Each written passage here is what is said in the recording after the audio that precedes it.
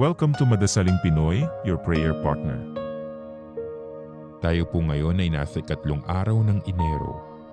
Ang mabuting balita ng Panginoon ayon kay San Juan. Kinabukasan nakita ni Juan si Jesus na lumalapit sa kanya.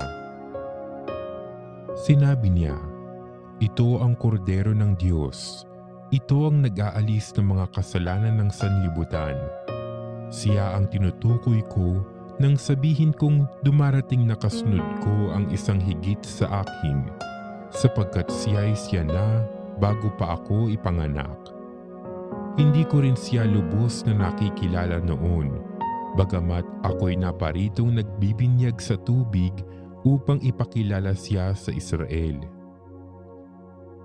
Ito ang patotoo ni Juan. Nakita ko ang Espiritong bumababa buhat sa langit gaya ng isang kalapati at nananatili sa kanya.